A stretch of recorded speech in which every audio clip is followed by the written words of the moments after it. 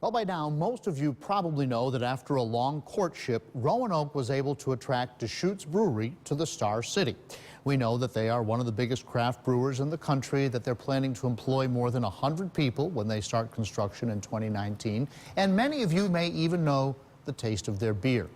But what else do we know about this company that the city worked so hard to get? I recently traveled across the country to Bend, Oregon to find out. Bend, Oregon, a growing, prosperous city of 80,000. Hip, outdoorsy, and home to Deschutes Brewing, which is settled on a tract of land along its namesake, the Deschutes River. The company started here in 1988 with the Deschutes Public House.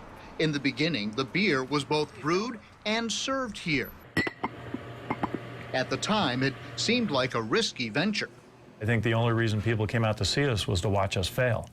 It's kind of like a car wreck. You can't take your eyes off it. It's horrible, but you can't take your eyes off it. Gary Fish is the founder and CEO of Deschutes. He started his business at one of the lowest points in Bend's history. The lumber mills that had driven the city's economy for decades were on the way out, and the city was some 30 years away from its newfound prosperity. There were a lot of boarded up storefronts in downtown back then. The good news for us was property was inexpensive. The bad news was there was no people to come in and be customers. Yet today, the original brew pub has undergone significant expansion. Most nights, it's hard to get a table. Because you have to rest for just a moment. And business is booming at the nearby brewery as well. Tourists flock in to see how Deschutes creates its popular line of beers. And new equipment is being added to keep up with demand. We continue to grow. We're adding tanks on the backside of the building right now, 6,000 barrel fermenters, and then we doubled the size of our warehouse this year as well. We're putting in a new racking line this year and a new pilot brewery system where we can test different hops, different grains, different recipes, and really be better at inventing new types of styles and brands. Here at Deschutes, they produce about 360,000 barrels of beer a year, and that sounds like a lot, but it's only about 0.7% of the entire U.S. beer market. It makes them big enough to produce a good quality product that they can supply their customers, but not so big that they haven't lost sight of who they are. And that's important to this company. Gary Fish tells me the corporate culture at Deschutes is as much a part of their success as their brewing methods, which include fresh hops, when many other companies use hops that are processed into pellets. Being able to be creative and innovative and make something that really people would enjoy has always been exciting to me. The business part of the business, that's a necessity.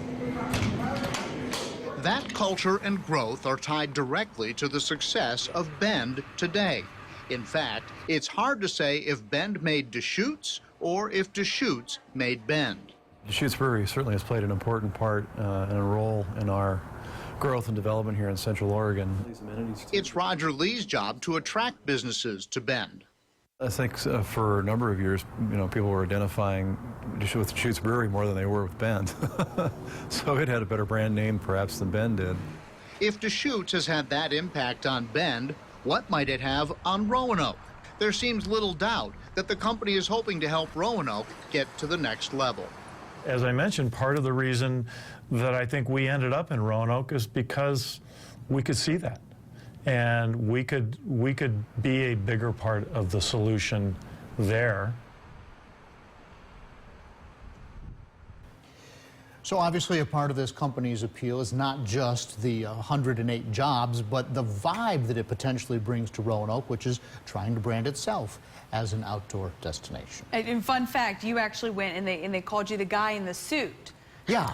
I was dressed up. I had on just, no tie, yeah. but they, and khakis, but they call me the guy in the suit. They're very laid back out there. Yeah, so maybe that will come here. That'd be nice. So this is the first of 4 reports. Yeah, and tonight at 11 o'clock, I'll have the second report. I asked the company's leadership how, out of the dozens of places that wanted them to come there, how did they ever choose Roanoke? And it's a very interesting story. And by the way, there's a lot more about Deschutes, including some extended interviews and my blog about Deschutes' unique corporate culture All of that at WSLS.com. We'll be updating that throughout the week. But Looking another forward- day of another coverage tonight at 11 and then tomorrow too. All right, looking forward to that. Jeff?